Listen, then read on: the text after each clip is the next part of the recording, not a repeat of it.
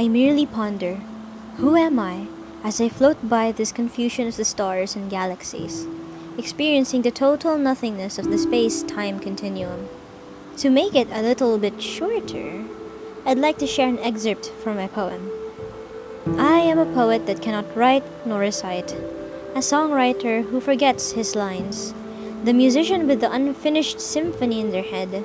I am the artist who only has a fraction of a vision in my mind but cannot draw it.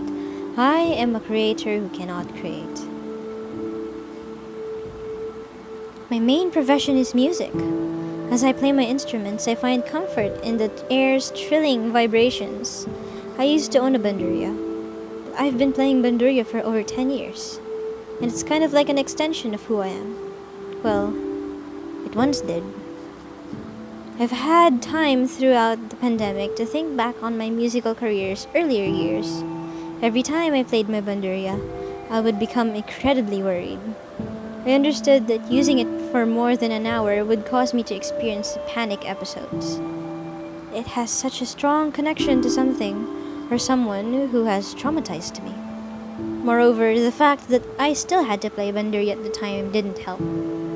But when I started uploading YouTube videos of me playing that instrument during that time, a ton of possibilities came my way. It was a crucial aspect of my channel that set me apart from the majority of YouTube performers. But by mid-2020, things had gotten really out of hand.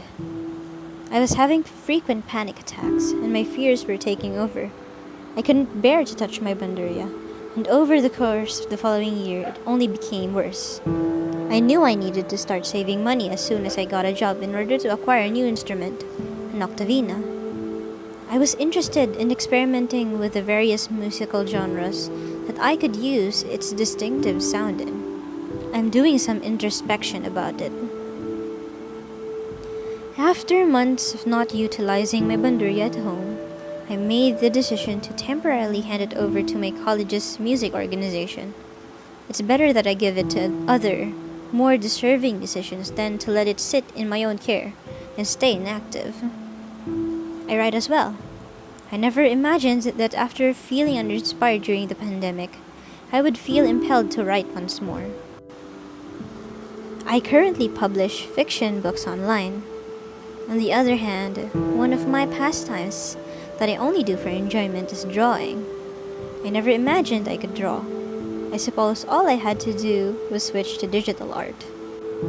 Another excerpt from my poem. Creativity teases me whenever I am doing any menial tasks, when I have no access to my canvases. By the time I reach for my brush and easel, it's like the idea never even existed.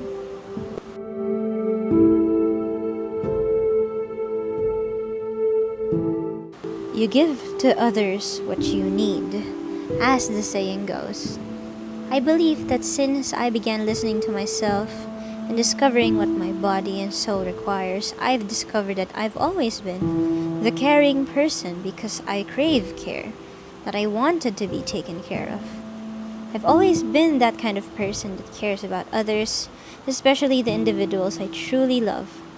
Since I spent the majority of my time in school being bullied, I am fully aware of how isolating those situations may feel. It's never anything I want other people to go through. I've been open about helping others ever since I saw the Big Hero 6 movie when Tadashi says, "Someone has to help." I think that's when I started caring more. Maybe the reason why I would always be the one to give love to others is because I understand what it's like to be in a position where love is scarce, where fear is all-consuming. I have endured and survived psychological, emotional, and sexual abuse at a very young age. That person had complete control over my body for a very long time. I was taught that my main purpose in life was to serve as a plaything for others. Even when I've taken all the necessary steps to put things right, I still feel like I wasn't enough. That I wasn't enough for the people that I love. I have engaged in a lot of self-destructive behaviors as a result of this event, such as blaming myself for a lot of things that aren't even my fault. self-harming, and worst of all, suicide. My abuser has also convinced me into thinking that we could fix it ourselves. They told me nobody would be able to understand you like I do. Nobody would understand our circumstances other than ourselves. And at first, I thought this to be true. I thought I could trust them enough to be the one who would help fix me. It turns out it was only a way for me to stay silent about the abuse. If not for my current partner, bless his heart, I would never have realized the danger I was in. I thought I deserved it at first. I thought it was normal, but my partner, along with a lot of my friends both online and in person, helped me open my eyes to see that I don't deserve this treatment. I have to say something about this. It feels more and more comforting that I could somehow express myself online. Knowing that I have a voice to speak out against people like my abuser, or support others who went through it, or even helping teenagers like me to be protected from situations like this, gives back some of my power. I am now more aware that dangerous people would usually target the weak-hearted or emotionally and mentally unstable people. That's why I've been set on making everyone I care about know that they aren't alone no matter what the circumstances are. The way I look at myself and the way I describe myself can vary day by day. I could look like I have the right proportions to be considered conventionally beautiful by most people who see me. There are also days when I take a look in the mirror and see this huge monster who could barely get out of bed. Maybe my stomach makes huge lumps in my shirt when I sit down. Or sometimes when my neck, arms, and legs and face are just a different person entirely. The distortion in my head isn't all bad though. And some days I have a female anatomy. Some days I feel like my parts become male. Depends on the mood really. Being gender fluid makes me feel like I do not have to conform to any gender norms. I feel at odds with what I see and what I feel with my body, because I am just never set on with what I am as a whole. Due to the sexualization I experienced in my high school years, and the added expectation from those around me to look more normal and conventionally attractive, I lost sight of what I was, spiritually, mentally, emotionally, and physically. But right now, I'm in a place where I just want to survive day by day. I give myself a pep talk so that I know how to work around my insecurities and finish my work for the day. It's a one step forward, one step back affair I deal with every day. I'm hopeful that one day I'll be okay enough to accept my body. I also accept my bisexuality and gender fluidity after years of being in denial. But I figured that I knew I was bi even in junior high school. When I had my first girl crush, I also had a crush on the cutest guy in my grade. It was confusing, of course, at first.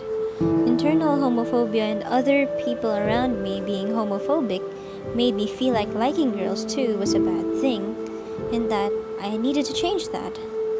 Now, exploring the depths of my sexuality in a new, safer environment with the right open mindset is a step towards claiming back what was rightfully mine, even though at times it feels like or it seems like it's all futile.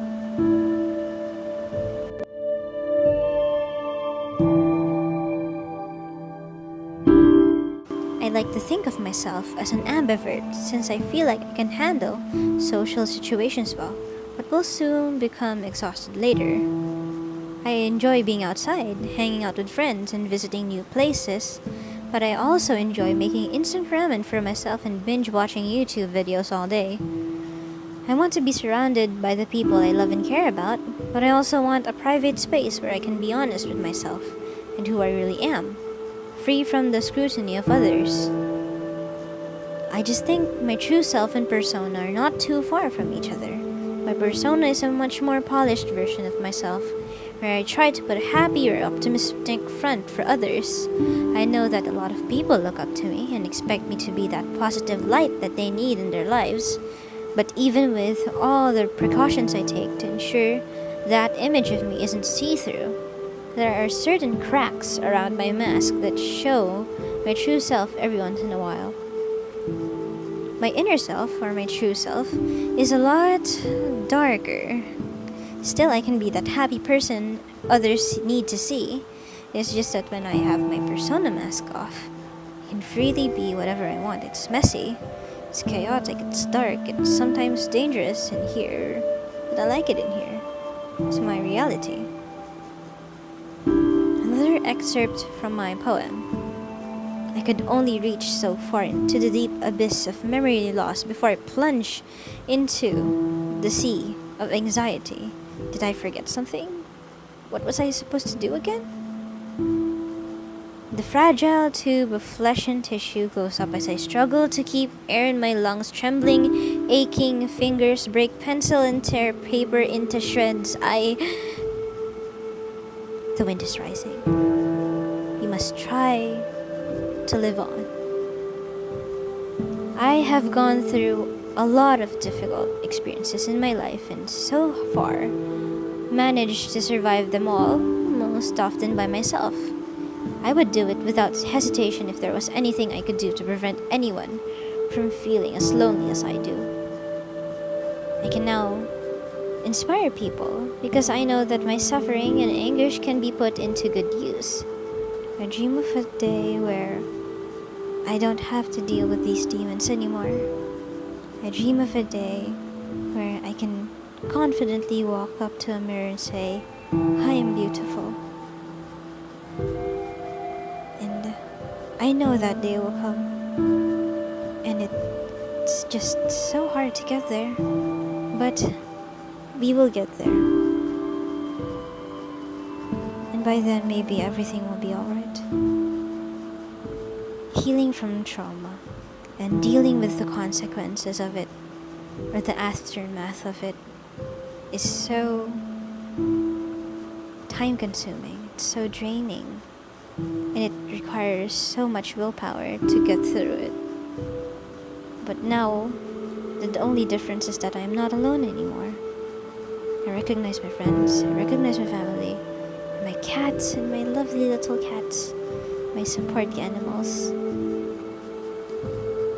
And I look at the future and say, I think I got this now. Needs a little more push, just needs a little bit more understanding, and I will get there. Life in of itself is very beautiful. I never want to go, even though my mind and body wants me to. I don't ever want to let go of life, no matter how tempting death may be.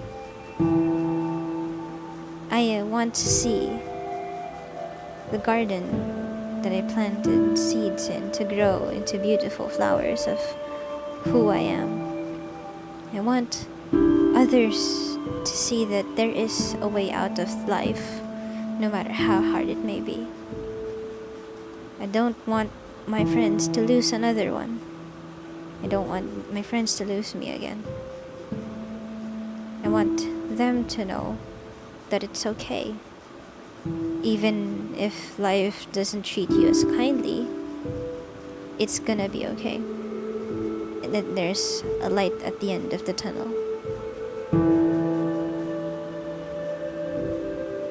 Because you exist, and what a joy that is.